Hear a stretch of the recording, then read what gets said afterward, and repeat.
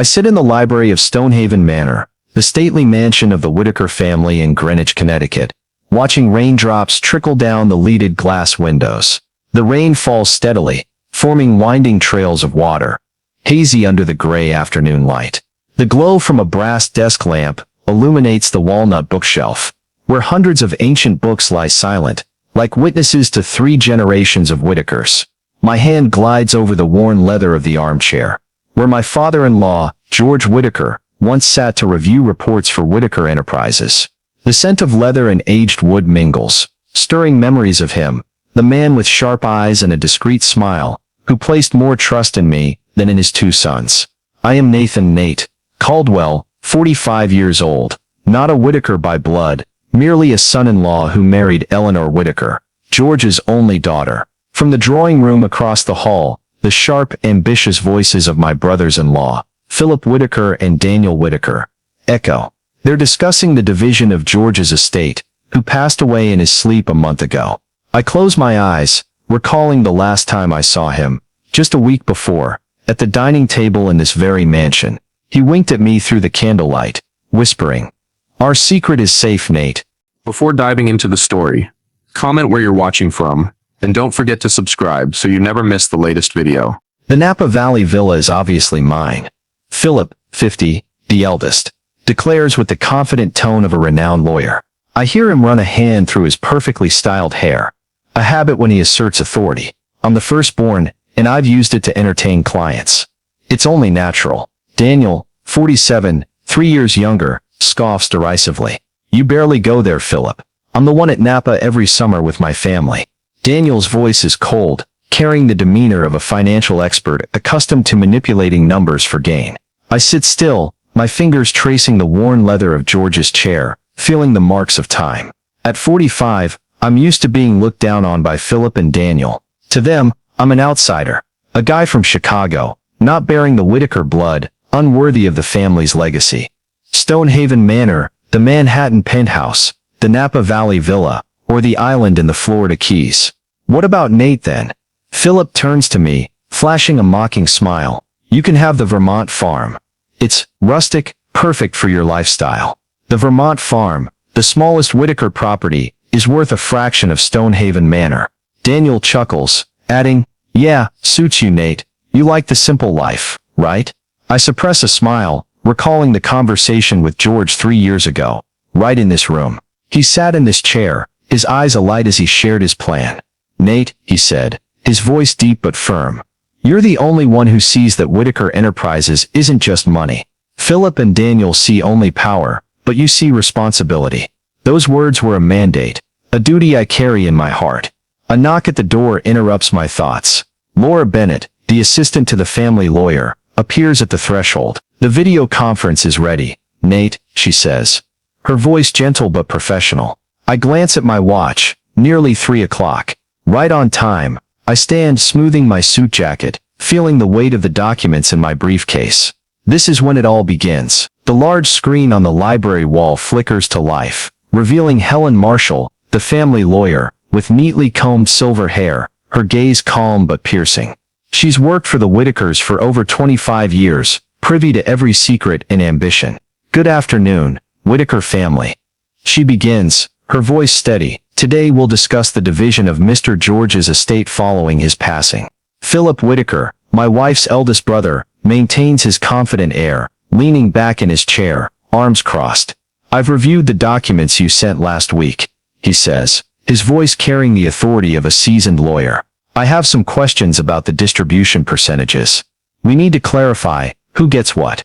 Daniel Whitaker, 3 years younger than Philip, nods in agreement, his eyes gliding over me as if I'm just a fixture in the room. Right. Our father's will must be clear. The estate is divided among his children, isn't it? His tone is cold, with the calculating edge of a financial expert used to rigging the numbers in his favor. I sit quietly, my hand resting lightly on the documents, feeling the weight of the pages within. Eleanor, my wife, sits beside me, her hand gripping mine under the table, her eyes anxious yet trusting. She knows part of the plan, but not all. I glance at her, nodding slightly to reassure her, then look back at Helen on the screen. Actually, Helen interrupts, her voice calm but sharp. Those documents were merely procedural. Mr. George left very specific instructions on how this meeting should proceed. Philip frowns, sensing something amiss. Daniel sits up straight, his eyes narrowing, as if detecting a threat. What do you mean? Daniel asks, his voice rising slightly, tinged with suspicion. The will is straightforward. The estate is divided among our father's children. Partially correct.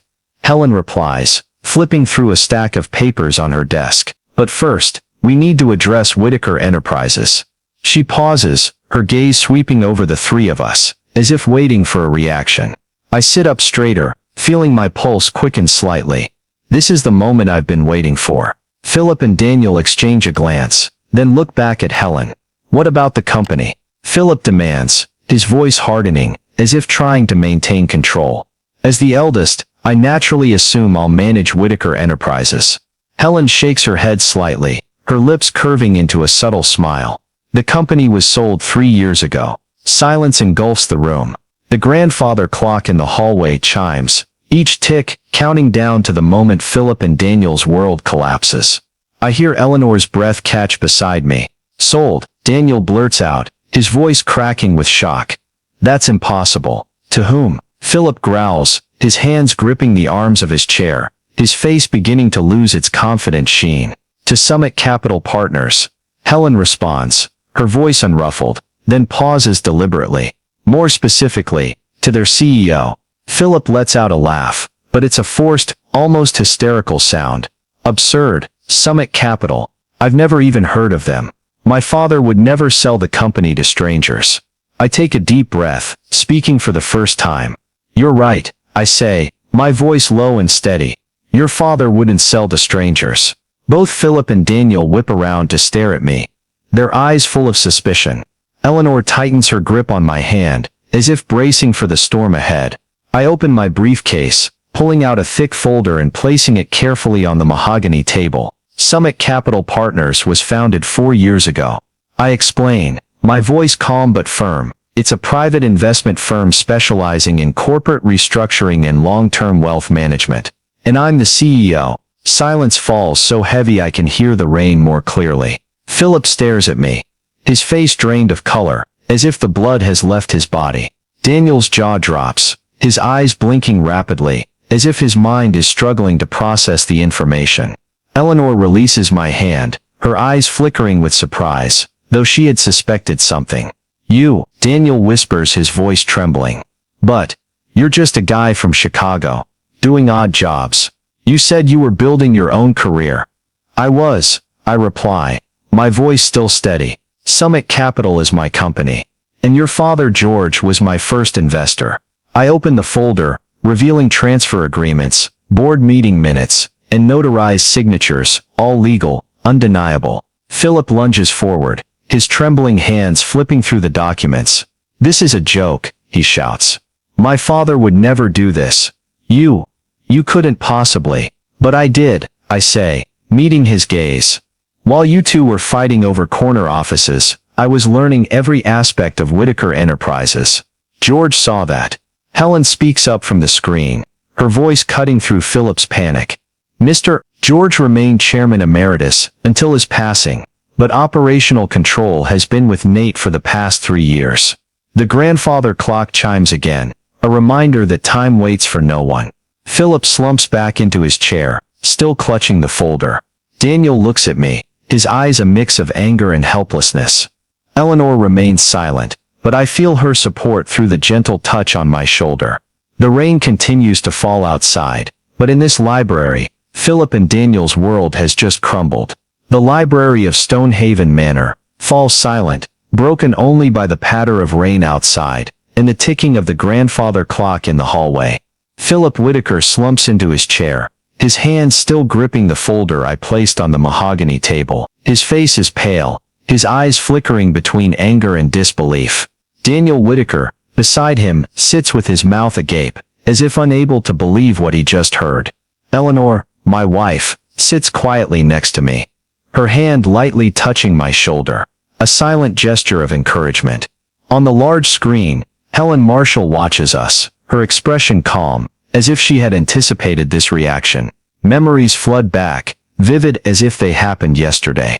3 years ago, I sat across from George in this very worn leather armchair in the Stonehaven Manor library.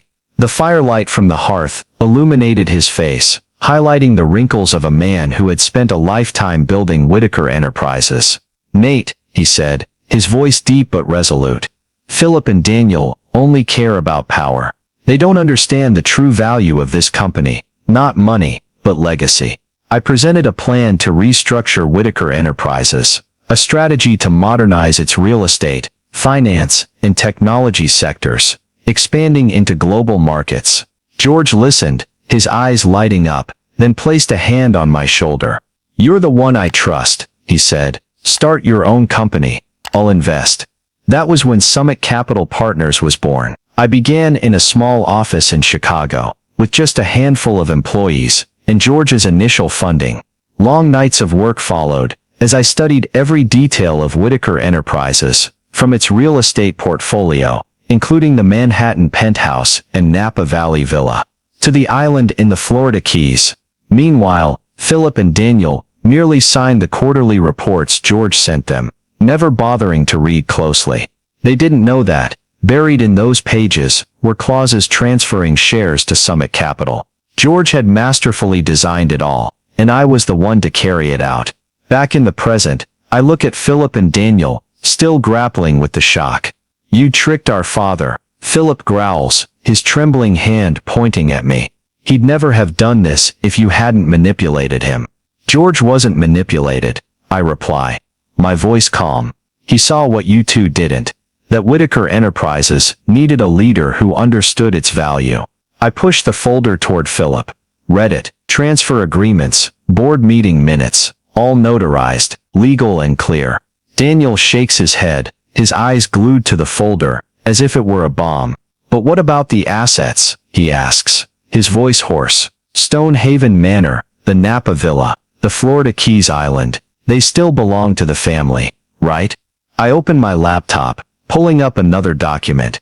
"All the assets, Stonehaven Manor, the penthouse, the villa, the island, are owned by Whitaker Enterprises," I say, my voice steady. "And Whitaker Enterprises now belongs to Summit Capital." George and I restructured everything for tax purposes and management efficiency. Silence engulfs the room again, broken only by the rain and the ticking of the grandfather clock.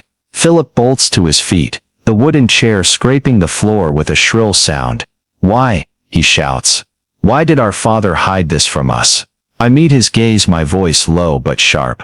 "If George had been up front, would you have accepted working under me? A son-in-law, someone you've always seen as the family's failure." Daniel turns to Eleanor, his eyes pleading. "You knew about this, didn't you?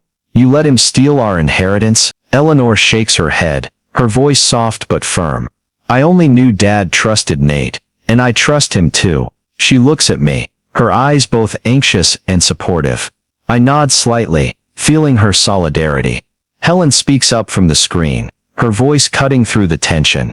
"We should discuss the will now, as Mr. George left some very interesting conditions regarding your involvement with the company."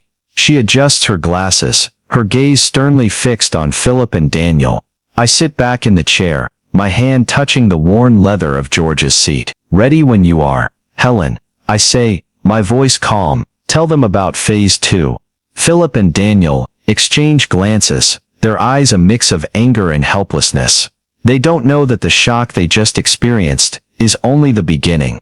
George plans something bigger, and I have a front row seat to watch it unfold.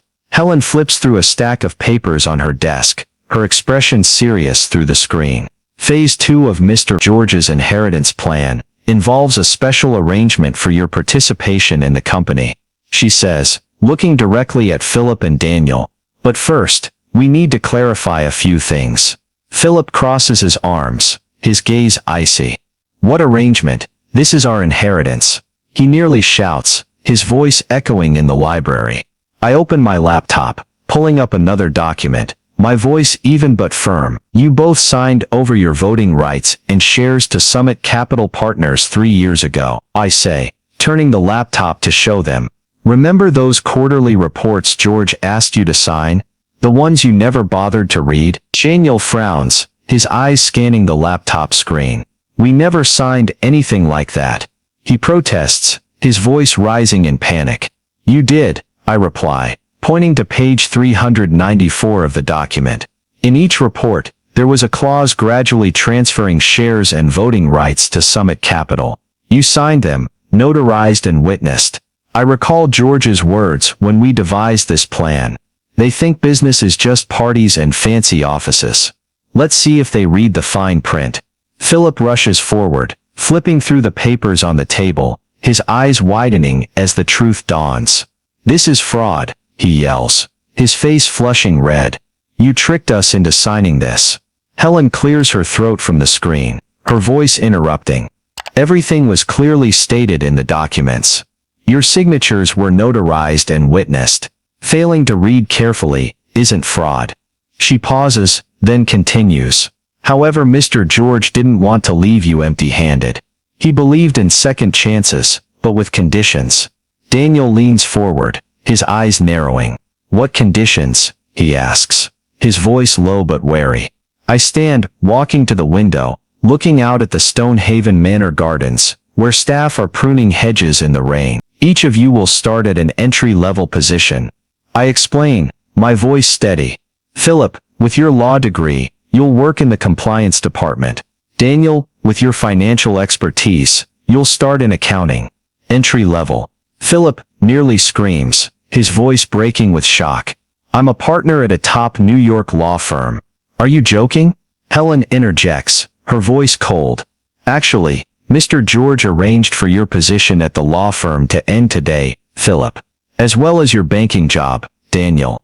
The grandfather clock chimes 4, and instantly, both their phones buzz. I know it's the resignation emails, prepared long ago by George's legal team. Insane, Daniel whispers, his trembling hands clutching his phone. You can't do this. I can. I say, my voice low, and I have. But unlike you, I'm giving you a real chance. Prove yourselves over the next 2 years, learn the business from the ground up, and you can reclaim a place in the company. What if we refuse? Philip growls, his eyes bloodshot. I smile faintly. Then you keep the trust fund, but it won't be dispersed until you're 65. Until then, you'll receive a monthly allowance, enough for a comfortable life, but not lavish. I recall Philip recently bought a yacht on credit, likely banking on the inheritance to cover it. Philip stands there, his face purple with rage, clutching the phone displaying the resignation email. Daniel sits silently, his eyes fixed on the walnut floor, as if searching for an escape from this nightmare. Eleanor, my wife, grips my hand under the table, her eyes anxious but resolute, as if reminding me we're on the right path. On the screen, Helen Marshall gathers her documents, her expression calm, ready to end the meeting. I stand, looking directly at Philip and Daniel. You have 24 hours to decide, I say, my voice even but sharp. The employment contracts are ready with Helen. I suggest you read them carefully this time. I glance at Philip, recalling the yacht he bought on credit. And Philip, call the yacht broker. You'll need funds for rent. Philip growls, but I don't wait for his response. I leave the library, leaving the brothers with the bitter truth. Eleanor follows, her hand lightly touching my back. Are you sure, Nate? She whispers. They're furious, I'm sure, I reply, gazing out at the Stonehaven Manor gardens, where the rain has stopped. George wanted them to start over. This is the only way. The following week, I stand in my office at Whitaker Enterprises headquarters in Boston, looking out the window at the bustling financial district. Laura Bennett, my assistant, knocks and enters with a stack of reports. They showed up, sir, she says, her voice tinged with amusement. Philip's in the compliance department, Daniel's in accounting. Both look unhappy. I smile. Good. Let them learn to work like everyone else.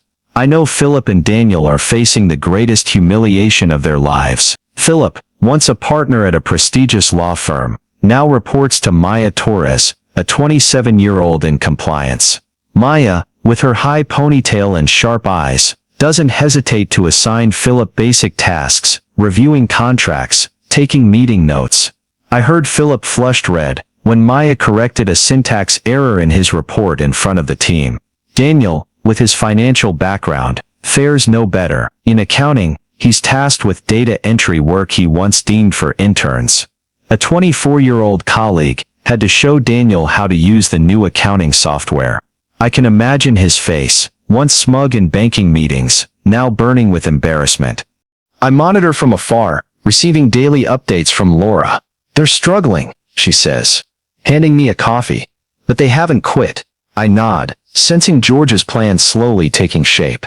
That Sunday, Eleanor hosts the first family dinner at our Boston home. A modern house with large glass windows overlooking the Charles River. The table is elegantly set, white silk linens, flickering candles, but the atmosphere is taut as a bowstring. Philip and Daniel arrive, both in suits but visibly weary, their eyes still smoldering with resentment. Eleanor tries to ease the tension, pouring wine and sharing a story about George teaching her to make strawberry jam in the Stonehaven Manor gardens. "Dad always said working with your hands teaches you the value of things," she says, smiling. Philip snorts. "Value? You mean slaving away like a waiter to serve Nate?" He glares at me, his eyes sharp as knives. I set my wine glass down, my voice calm. "If you refuse, I can send evidence of your violations to the regulators."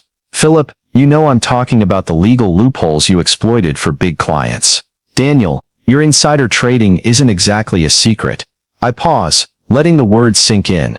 "Work hard, and those matters will never see the light of day." Daniel clutches his knife and fork, his face paling. "You're blackmailing us," he growls. "No," I reply. "I'm giving you a chance. George wanted you to prove you're worthy of the Whitaker name." Eleanor touches my hand, her eyes pleading for reconciliation. "Please try, Philip." "Daniel," she says. "For Dad, for our family." Philip looks at her, then at me, finally nodding reluctantly. Daniel stays silent, but I know he'll continue. The dinner ends awkwardly, but I sense a faint glimmer of hope. Back at the office, I recall an evening with George. 3 years ago, in the Stonehaven Manor library. He sat in the leather chair, a whiskey in hand.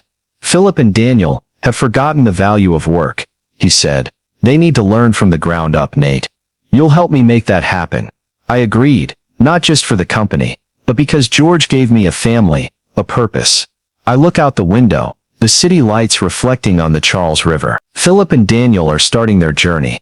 However reluctantly, George's plan is unfolding, and I know this is just the first step. A month has passed since Philip and Daniel Whitaker began working in entry-level positions, and I sense small changes, though gradual. Laura Bennett, my assistant, knocks and enters with a stack of reports. "They're making progress, sir," she says, her eyes twinkling with amusement. "Not quickly, but they seem to be getting serious." In the compliance department, Philip, once a renowned lawyer, starts learning from Maya Torres, a young employee with sharp eyes. Initially, he bristled every time Maya corrected his reports. But recently, I heard he asked her about the process for reviewing international contracts. Once, Maya tasked Philip with analyzing a vague clause, and he completed it on time, even suggesting a better wording. Maya told Laura, her voice tinged with surprise. "I didn't expect him to listen." Daniel, in accounting, also makes small strides. One day, he spotted a minor error in the books, a misrecorded payment. Instead of ignoring it, Daniel reported it to the department head, a 26-year-old woman. She patted his shoulder, saying, "Nice work, Daniel." Laura said Daniel blushed, not from embarrassment, but from a rare moment of pride.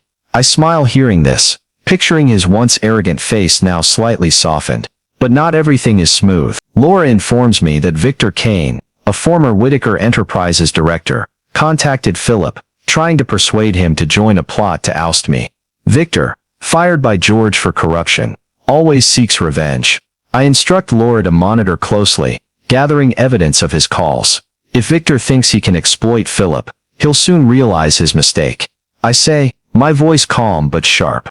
Meanwhile, Eleanor hosts Sunday dinners at our Boston home, a modern house with glass windows overlooking the Charles River. The early dinners were tense, with Philip and Daniel offering curt remarks, their eyes full of resentment. But last week, the mood shifted. Sophie Whitaker, Eleanor's cousin, joined, bringing her natural cheer. Sophie, with blonde hair and an infectious smile, shared stories of George in his youth, like when he burned the kitchen trying to bake her a birthday cake.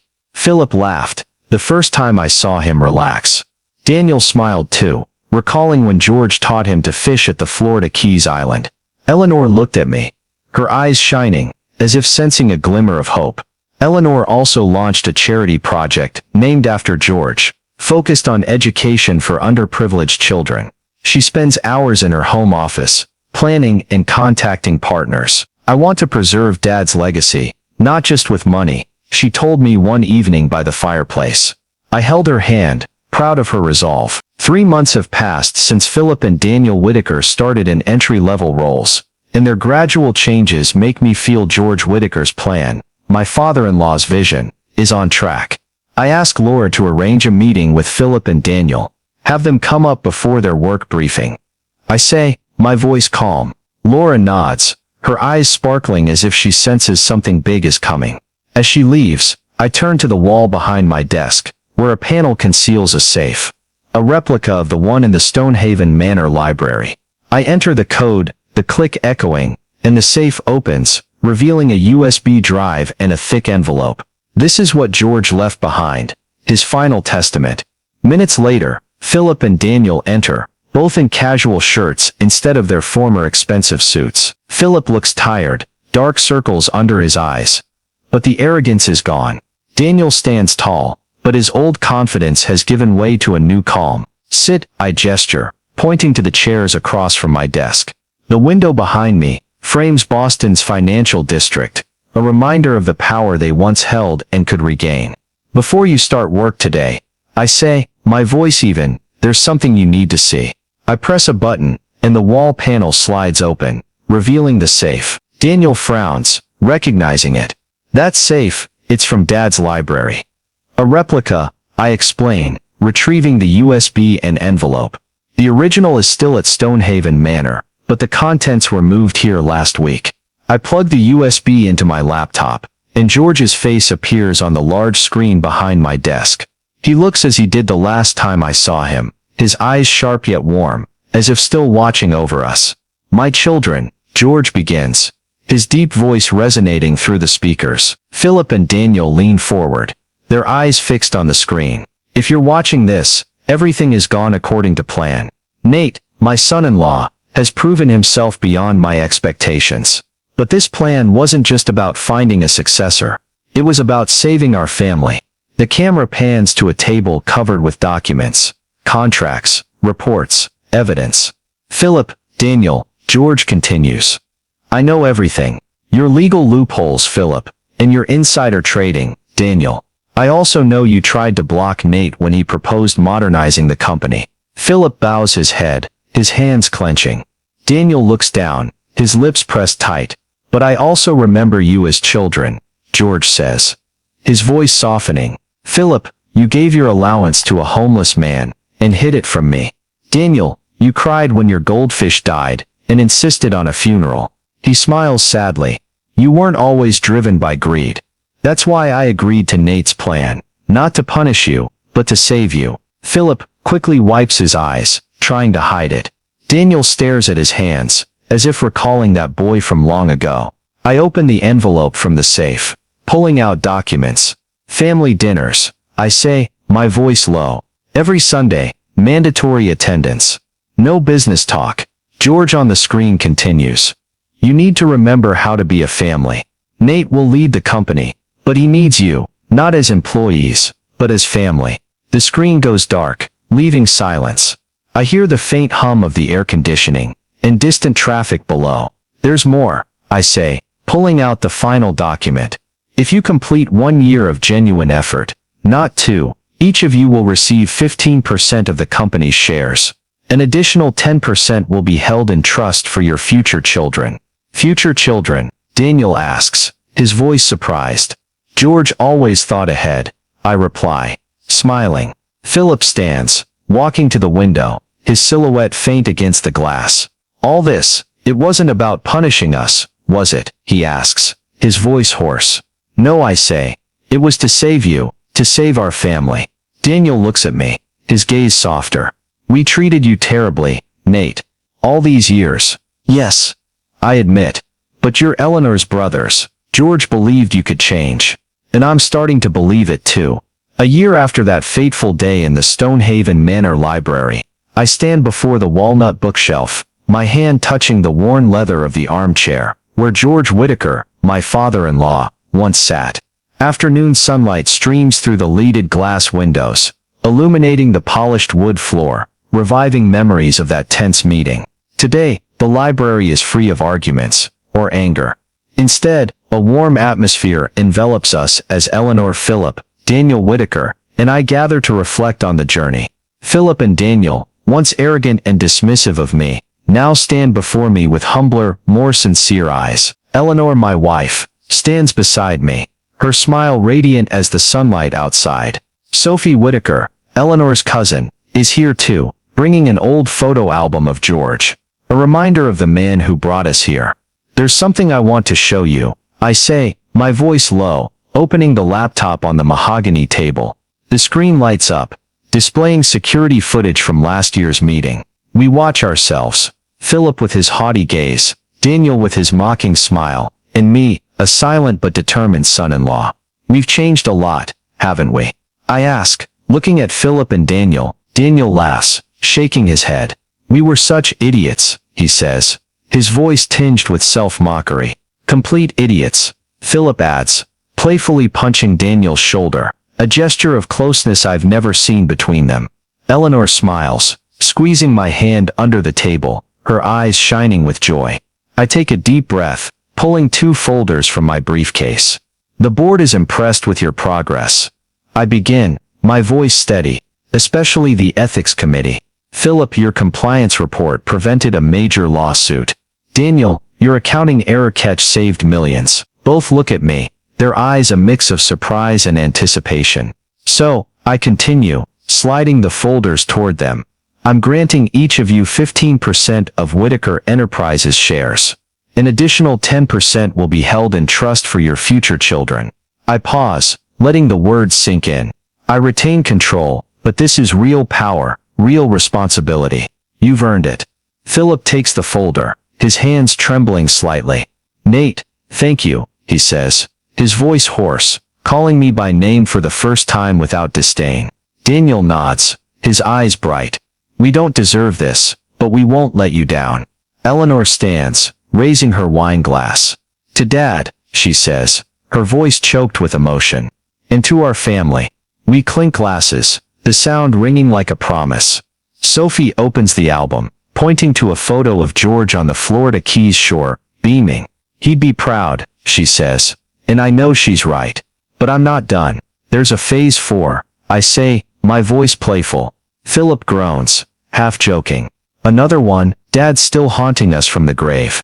Daniel laughs, loudly, and I feel a new bond among us. This is my idea, I continue. A green tech project, independent but complementary to Whitaker Enterprises. I want you to join, not as employees, but as equal partners.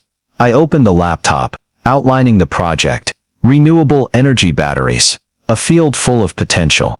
Philip and Daniel listen, their eyes alight. We discuss for hours, debating business models and market strategies, not with hostility, but with respect. For the first time, I feel we're a team. I also reveal that I neutralized Victor Kane's scheme, who once tried to exploit Philip to overthrow me. I sent evidence of his calls to the board. I say, he's no longer a threat. Philip bows his head, whispering, I'm sorry, Nate. I almost made a mistake. I place a hand on his shoulder. What matters is you didn't.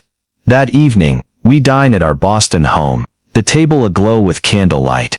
Eleanor announces the George Whitaker charity, focused on education and the environment. This is how we preserve Dad's legacy, she says, her eyes shining. Philip and Daniel nod, pledging to contribute. Sophie shares another George story, making the table erupt in laughter. After dinner, we walk in the Stonehaven Manor gardens, the late afternoon sun filtering through the trees. Philip and Daniel walk beside me, joking about the yacht Philip once bought. I sold it, he says, shrugging. I prefer walking now. Eleanor holds my hand, whispering, you did it, Nate. I smile, thinking of George. The security camera, still recording, captures this moment, not to control, but to remind us who we are. We are the Whitakers, not just by name or wealth, but by spirit, as George always knew. I look at my family, imagining a new photo to be taken, reflecting our unity. George's legacy, at last, is preserved.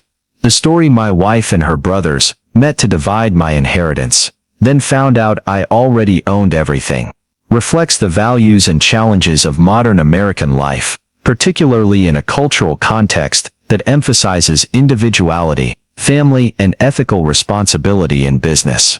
Through Nate Caldwell's journey, a son-in-law from Chicago, we see the conflict between personal gain and family legacy at Stonehaven Manor, Greenwich, Connecticut. Nate, with the support of his father-in-law George Whitaker, overcomes the disdain of Philip and Daniel Whitaker to control Whitaker Enterprises, forcing them to work from entry-level positions to relearn the value of labor. The Sunday dinners, George's video, and the final green tech project unite the family, underscoring that legacy is not just wealth but kinship and morality. The lesson from this story resonates deeply with life in the United States today, where financial pressures and personal ambition often overshadow family values. In modern American society, with the fast-paced life in cities like Boston or New York, many, like Philip and Daniel, are easily swept up in greed and complacency, neglecting the importance of humility and hard work. Nate, from humble origins, embodies the American dream, success through effort and ethics, much like many Americans striving in tech or finance.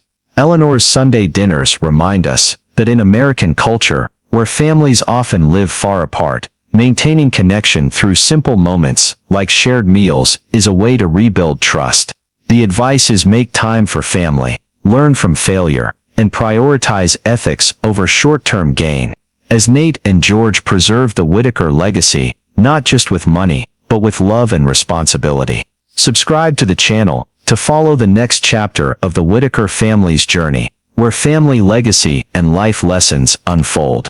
Thank you for joining us, and we'll see you in the next video at Stonehaven Manor.